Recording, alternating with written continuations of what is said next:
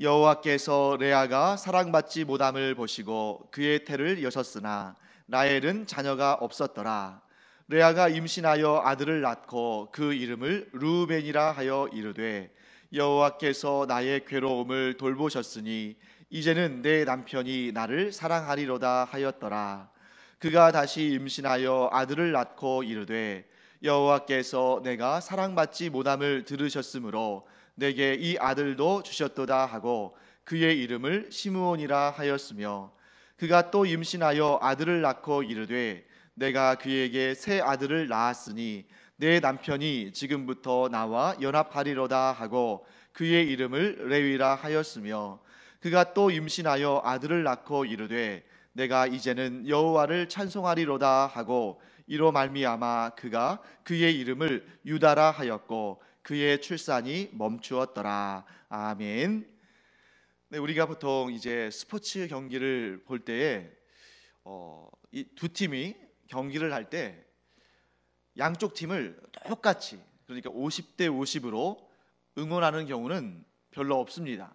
그리고 만일 우리가 어느 한쪽을 응원하지 않고 양 팀을 다 똑같이 50대 50으로 응원한다면 아마 그 경기를 보면서 별로 흥미를 느끼지 못할 겁니다. 재미도 없겠죠. 그렇다면 우리는 보통 경기를 할 때 두 팀 가운데 어느 한쪽을 응원하게 됩니다. 어느 때 어떤 팀을 응원하게 될까? 보통은 어떤 형태로든지 간에 나와 연결되어 있는 그 팀을 응원하게 됩니다. 예를 들면 그 선수 중에 내 가족이나 친척이나 친구가 있다거나, 혹은 그 팀이 속한 연고지가 나의 고향이라거나, 혹은 내가 좋아하는 선수가 있다거나, 어쨌든지 간에 이렇게 나와 어떠한 관계로든 관계가 있는 팀을 응원하게 되어 있습니다. 근데 어떤 때는 또 이런 때가 있죠. 정말 전혀 우연히 이렇게 채널을 돌리다가 어떤 게임을 볼 때, 경기를 볼 때 전혀 나하고는 관계가 없는, 양쪽 다 이렇게 나와 전혀 관계가 없는 팀의 경기를 볼 때는 보통은 이렇게 응원하지 않을까 싶습니다. 밀리고 있는 팀, 약팀, 뭔가 전력이 좀 떨어지는 팀, 이 팀이 뭔가 이렇게 힘을 발휘해서 경기를 좀 이렇게 이겼으면 하는 그런 마음을 가지고 약팀을 응원하는 경우가 많이 있습니다. 오늘 레아와 라헬과의 관계에서도 약간 이런 경향이 있는 것 같습니다. 누가 봐도 레아와 라헬 가운데 어떤 여인이 그 남편 야곱의 사랑을 받고 있습니까? 라헬이죠. 그것도 예를 들어서 7대 3, 8대 2 이 정도면 모르겠습니다만 야곱의 마음은 온전히 오롯이 라헬에게만 향해 있기 때문에 우리가 봐도, 사실 우리 이 4,000년 전에 이 당시에 우리가 라헬을 직접 본 것도 아니고 레아를 직접 만난 것도 아닌데도 은근히 레아가 불쌍해 보인다는 거죠. 왜냐하면 야곱은 오직 라헬만을 사랑하고 있기 때문입니다. 일반적으로 야곱이 라헬을 사랑할 때 한편으로 레아는 불쌍하게 보입니다. 레아가 약한 사람이고 또 어떻게 보면 사랑받지 못하는 사람이고 또 남편의 사랑을 받고자 하는 그런 평범한 여인이기 때문에, 그렇기 때문에 더 불쌍해 보이는 것이죠. 아마 남편의 사랑이 오직 동생 라헬에게만 향하고 있을 때에 레아는 홀로 조용한 곳에서 눈물 지으면서 그렇게 마음을 여미며 살고 있었을 것입니다. 자, 우리의 마음도 이런데 하나님께서는 레아를 얼마나 불쌍히 여기셨겠습니까? 그래서 오늘 성경의 본문을 보면 이런 말씀이 기록되어 있습니다. 여호와 하나님께서 레아가 사랑받지 못함을 보시고 그의 태를 여셨다. 성경은 아주 이런 사실, 역사적인 팩트, 역사적인 사실만을 기록하고 있습니다. 그런데 우리는 조금 더 생각해 보면 좋을 것 같아요. 물론 이제 성경에 이런 내용이 자세히 나와 있지는 않지만 하나님께서 왜 레아에게 태를 열어 주셨을까? 그 속에는 분명히 이런 하나님의 마음이 있지 않을까요? 하나님께서 남편 야곱의 사랑을 받지 못하고 있는 레아를 불쌍히 여기셨기 때문에, 레아를 불쌍히 여겨주시는 마음이 없었다면 아마 하나님께서 레아의 태를 열어주지 않으셨을 것입니다. 자, 그런데 또 한편으로는 이런 생각이 들죠. 자, 하나님은 레아가 남편 야곱의 사랑을 받지 못하는 것에 대해서 하나님의 입장에서는 하나님께는 전혀 아무런 책임도 없으십니다. 하나님의 책임은 없어요. 그럼에도 불구하고 왜 하나님께서는 레아의 태를 열어주심으로, 즉 레아에게 아들들을 주심으로 레아를 위로하셨을까? 저는 그 이유를 레아가 아들들을 낳은 다음에 보인 반응에서 찾아볼 수 있지 않을까 하는 생각이 듭니다. 자, 레아가 하나님의 은혜 가운데 그 태가 열려서 첫째 아들을 낳았습니다. 그리고 그 아들의 이름을 뭐라고 붙였냐면 르우벤이라고 붙였습니다. 르우벤. 그래서 보통 우리가 이 히브리어를 다 우리가 학자들처럼 잘 알 필요는 없습니다만, 이 성경에 여러분들 보실 때에 이 히브리어, 즉 구약 성경에 기록된 히브리어를 보실 때에 이 벤자, 벤이라는 단어가 들어가 있으면 이게 아들이라는 것을 여러분들 아시면 돼요. 그래서 예를 들면 성경에는 베냐민 이렇게 써 있습니다만, 벤야민 하면 오른팔의 아들, 이런 뜻으로 쓰이는 거죠. 그래서 르벤 했을 때 벤자가 들어갔으니까 아들이라는 의미가 들어가 있겠죠. 그래서 르벤 하면 보라, 아들이라, 보라, 내가 아들을 낳았다, 이렇게 막 기쁨으로 외치면서 이름을 붙인 겁니다. 아마도 아들을 딱 품에 안고 보라, 아들이다 라고 말했는데 그냥 그게 이름이 됐을 수도 있을 것 같아요. 그래서 르벤 하면 보라, 아들이라 라는 그런 뜻입니다. 이런 이름을 붙인 다음에 레아는 이렇게 말합니다. 여호와께서 나의 괴로움을 돌보셨으니 이제는 내 남편이 나를 사랑하리로다. 여러분, 지금 레아가 뭐라고 말합니까? 여호와께서 나의 괴로움을 돌보셨다. 저는 이 레아의 고백을 들으면서 분명히 외모로서는, 얼굴이나 외모로서는 라헬이 분명히 더 예쁘고 아름다웠을 겁니다. 하지만 그 내면에 있어서는 참 레아가 아름다운 마음을 가지고 있구나 하는 그런 생각을 하게 됩니다. 왜냐하면 아들을 낳은 다음에, 그래, 이 아들은 내가 아기를 낳을 만한 능력이 있어서 내 남편과 내가 사이가 좋아서 낳은 아들이 아니라 이 아들은 여호와 하나님께서 나의 괴로움을 돌보셔서 이런 은혜를 베푸신 것이다 라고 고백하는 것입니다. 반면에 지금 우리가 이 창세기 29장을 보고 있잖아요. 바로 그 다음 장인 창세기 30장에 가서는 30장 1절에 라헬은 다른 반응을 보입니다. 라헬 역시 아기를 낳지 못하는 상황 가운데 뭐라고 말하냐면, 언니 레아가 연달아 아들들을 낳는 것을 보면서 야곱에게 이렇게 말합니다. 내게 자식을 낳게 하라. 그렇지 아니하면 내가 죽겠노라. 이 29장과 30장 사이에 어떤 일들이 일어났는지가 자세히 다 기록되어 있지 않지만 저는 이렇게 추측을 합니다. 제 추측이에요. 레아는 남편 야곱의 사랑을 받지 못하는 것을 너무 고통스러워하면서, 그런데 차마 남편에게는 말하지 못하는 거예요. 당신 왜 라헬만 그렇게 사랑하고 나는 그렇게 사랑하지 않습니까? 라고 이렇게 말하기보다는 그런 고통스러운 상황 가운데 여호와 하나님을 찾았다는 것입니다. 여호와 하나님 앞으로 나아가서, 하나님, 제게 이런 고통이 있습니다. 제게 이런 괴로움이 있습니다. 제 고통을, 제 괴로움을 돌아보아 주십시오. 하나님께서는 분명 그 레아의 마음을 돌아보시고 그의 간절한 기도를 들으시고 그의 태를 열어주셨을 것이다. 저는 그렇게 생각합니다. 반면에 라헬은 아기를 갖지 못하는 그 원인을 남편 야곱에게 돌리는 거죠. 사실 여러분, 4명의 아내들 가운데에서 라헬처럼 야곱의 사랑을 많이 받은 사람이 어디 있습니까? 그럼에도 불구하고 자기가 자식을 갖지 못하는 것에 대해서 야곱을 닥달하는 그런 모습을 보이고 있습니다. 자, 그런데 여러분, 아마도 레아는 이런 기대를 했던 것 같아요. 그래, 내가 내 남편, 사랑하는 남편 야곱에게 이렇게 아들을 낳아줬으니까 이제는 남편의 사랑이 내게로 좀 오지 않을까? 그렇게 기대를 했을 것 같습니다. 자, 그런데 그렇지가 않았던 것 같아요. 왜냐하면 둘째 아들을 낳은 다음에 그의 이름을 시므온이라고 붙이는데, 여러분, 이 시므온이라는 이름의 뜻은 뭐냐면 듣다, 들으심 이런 뜻이에요. 그러니까 레아가 둘째 아들을 낳은 다음에 이름을 들으심이라는 뜻의 시므온이라고 붙인 이유는 레아의 고백에서 드러나죠. 여호와께서 내가 사랑받지 못함을 들으셨으므로 내게 이 아들도 주셨도다. 자, 이 말을 통해서 무엇이 증명됩니까? 첫째 아들 루벤을 낳았는데, 그런데도 지금 이 둘째 아들 시므온을 낳을 때까지 여전히 야곱의 사랑을 받지 못하고 있었다는 것이죠. 그러니까 이때 또 레아는 하나님께로 나아가서 이렇게 기도합니다. 하나님, 제가 남편 야곱의 사랑을 받지 못한다는 것을 하나님 잘 아시죠? 그래서 제가 이렇게 그것 때문에 마음이 아파서 하나님 앞에 제 마음을 토로했는데 하나님께서 은혜 가운데 제가 둘째 아들 시므온도 주셨습니다. 그러니 이제는 제가 남편에게 사랑을 받을 수 있게 해주십시오 하고 하나님께 또 기도를 했을 겁니다.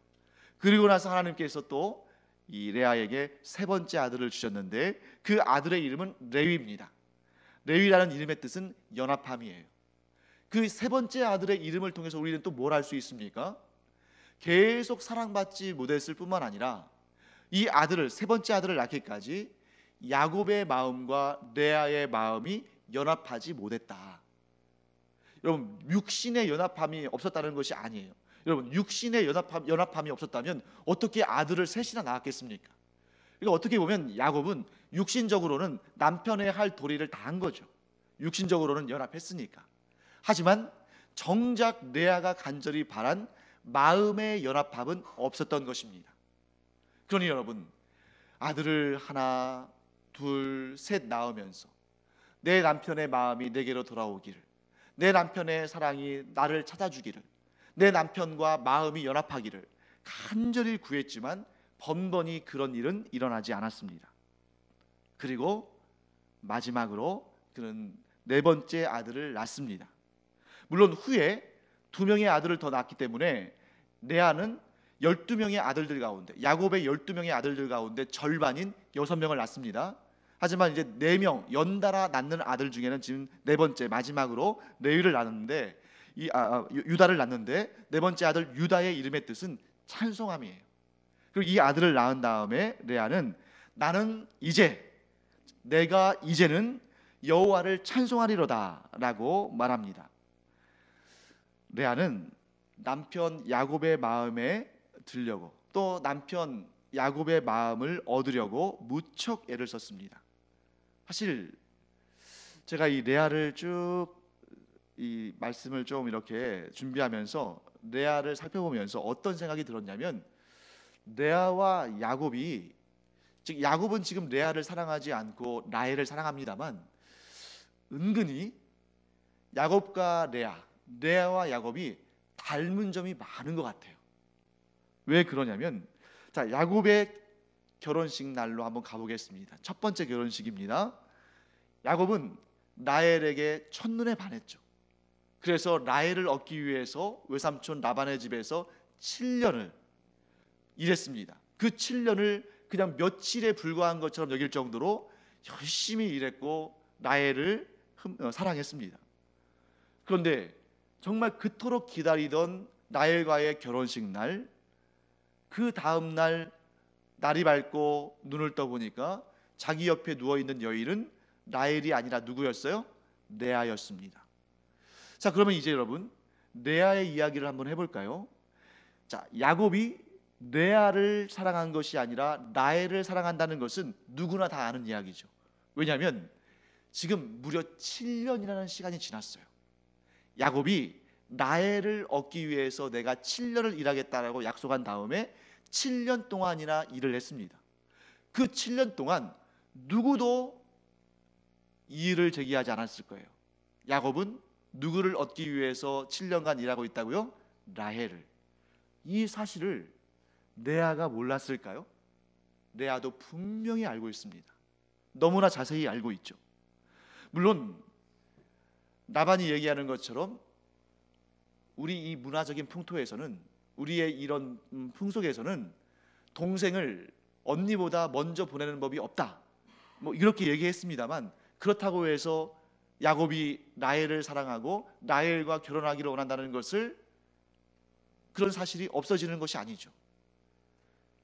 그 결혼식 날 밤에 아버지 라반이 레아의 손을 이끌고 이 야곱이 있는 장막 쪽으로 갈 때 레아는 자신이 그곳에 들어가서는 안 된다는 것을 알았을 겁니다. 왜냐하면 야곱이 원한 것은 라헬이었고 그 7년간의 수고가 라헬을 위한 것이었으니까요. 물론 아버지의 강요가 있었고 그들의 문화적인 풍토가 그러하다 할지라도 최소한의 거부는 할 수 있었을 겁니다. 그런데 레아는 야곱에게로 들어갔습니다. 그리고 정말 레아가 양심이 있었다면 아버지의 성화에 못 이겨서 야곱이 있는 곳으로 들어가긴 했겠습니다만, 혹은 야곱이 그리로 들어왔겠습니다만, 그 밤에 자신은 라헬이 아니라 레아라고 말해줬을 수도 있을 겁니다. 그런데 그 밤을 그냥 지냈죠. 왜 그랬을까요? 저는 이렇게 추측합니다. 저의 추측이에요. 레아도 야곱을 라헬 못지않게 흠모했을 거라는 거죠. 그 순간 자신도 야곱을 좋아했기 때문에 야곱의 아내가 되기를 간절히 바랬을 거라는 겁니다. 저는 이 장면에서 야곱의 과거가 오버랩되는 것 같습니다. 야곱의 어머니 리브가가 자기의 남편 이삭이 에서에게 장자의 축복을 주려 한다는 것을 눈치를 챘습니다. 그때 부랴부랴 자기가 사랑하는 아들 야곱에게 막 짐승의 털을 막 이렇게 씌우고 이렇게 하면서 또 짐승 요리를 직접 만들어 가지고 야곱을 축복을 받는 자리로 들여보내려고 합니다. 그때 야곱이 뭐라고 합니까? 그렇게 할 수 없다. 저는 그럴 수 없습니다. 오히려 제가 축복을 받으려 하다가 저주를 받을까 두렵습니다 라고 말했습니다. 하지만 그는 그렇게 거부 의사를 밝히긴 했지만 결국에는 이삭의 처소에 들어가서 이삭을 속이고 장자의 축복을 받습니다. 자, 자신들이 원하는 것을 얻었어요.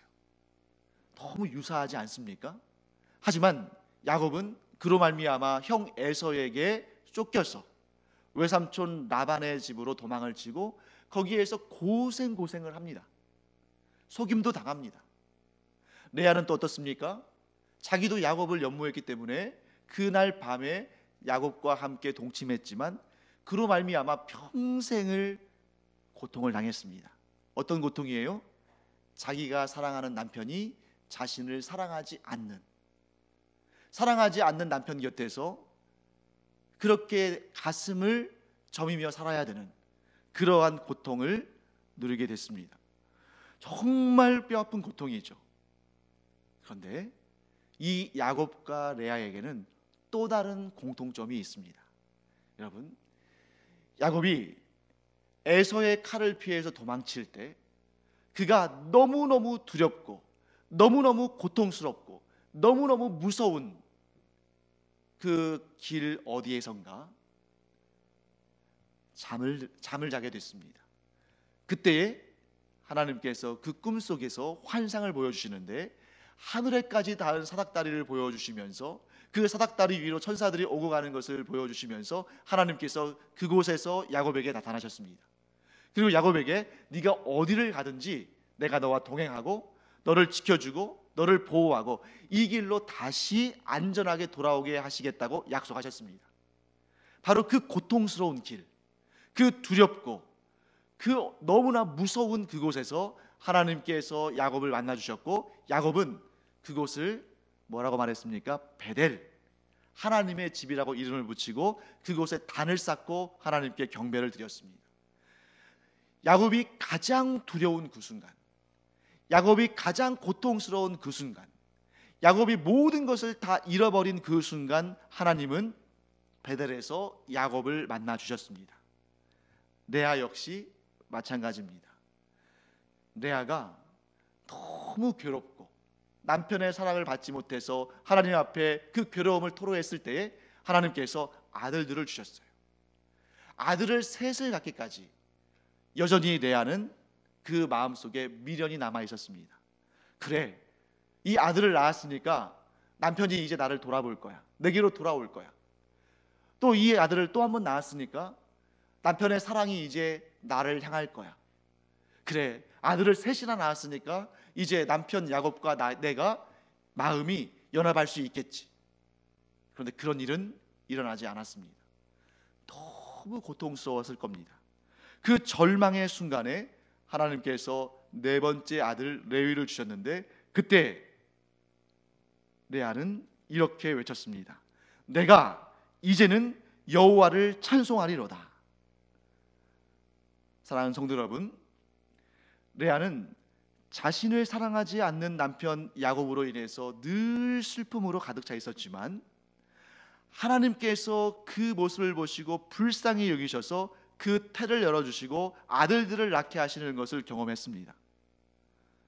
레아는 비록 남편의 사랑이 자기 안에 머물지 않는다 할지라도 이 땅에서의 잠깐 있다가 사라지는 그 사랑이 아니라 영원하신 하나님의 사랑을 경험한 것으로 인해서 하나님을 찬양하기에 이르렀습니다. 남편의 사랑, 레아 마음대로 할 수 없죠. 사람이 자기 마음도 스스로 어떻게 할 수 없는데 어떻게 다른 사람의 마음을 바꿀 수가 있겠습니까? 하지만 그런 고통스러운 상황 가운데에 야곱이 하나님을 만난 것처럼 레아 역시 그 고통스러운 상황 가운데 하나님을 만나고 하나님을 찬양하게 되었습니다. 사랑하는 성도 여러분, 우리가 절망스러운 상황에 서 있을 때, 우리가 가장 두렵고 또 떨리는 그런 상황 가운데 처해 있을 때 우리는 모든 소망을 잃어버리기 쉽습니다. 그런데 그 절망적인 순간에 우리가 하나님을 향하여 마음을 드리고 우리의 문제들을 토로하고 하나님을 의지할 때 하나님께서 새 길을 열어주시는 것을 보게 됩니다. 야곱은 외삼촌 라반의 집으로 도망치는 것이 너무나 불안했을 거예요. 거기에서 어떤 일을 만날지도 모르고, 거기에서 오히려 지금보다 형편이 더 좋지 않을 수도 있고, 그 길을 가다가 도적들을 만날 수도 있고, 또 무서운 맹수를 만나서 생명을 잃을 수도 있을 겁니다. 그럼에도 불구하고 베델에서 하나님을 만난 야곱이 그 길을 갈 때, 물론 그 길 가운데서도 라반에게 속임을 당하고 이 이후로도 우리가 이제 앞으로도 보겠습니다만 이런저런 손해를 입기도 하지만, 그러나 그 길에서 하나님은 야곱을 지켜주시고 야곱을 도우시고 야곱에게 가장 좋은 길을 내어주신 것을 보게 됩니다. 레아 역시 마찬가지입니다. 그녀가 아무리 구해도 남편의 사랑과 남편의 관심과 남편의 마음이 돌아오지 않는 그 상황 가운데 오히려 자신을 진정으로 온전히 위로하여 주시는, 은혜로 덮어주시는, 그녀에게 이전에 남편의 사랑만 얻으면 모든 일이 다 풀리고 모든 그 슬픔과 낙심이 기쁨과 감사함으로 바뀔 거라고 생각했는데, 남편의 사랑과는 비교할 수 없는 하나님의 은총과 사랑을 경험하는 그런 놀라운 은혜의 역사가 임했다는 것을 보게 됩니다. 사랑하는 성도 여러분, 절망적인 순간에, 두려움의 순간에, 모든 것이 다 무너질 것 같은 그 순간에 우리가 하나님을 만나면 하나님은 그 모든 것을 넘어서는, 그 모든 고통과 절망과 두려움과 슬픔을 넘어서는 놀라운 은혜와 은총을 예비하시고 부어주실 줄을 믿습니다. 그렇기 때문에 우리는 소망을 누구에게만 둬야 됩니까? 하나님께만. 야곱이 라반에게 소망을 두어서도 안 되고 레아가 야곱에게 소망을 두어서도 안 됩니다. 물론 라반을 통해서 유익을 얻고 남편 야곱을 통해서 사랑을 받을 수도 있겠습니다만, 본질적으로 궁극적으로 우리의 모든 것을 해결해주고 우리의 슬픔이 기쁨으로, 우리의 절망이 소망으로 바뀌게 하시는 것은 사람이 아니라 하나님이시다.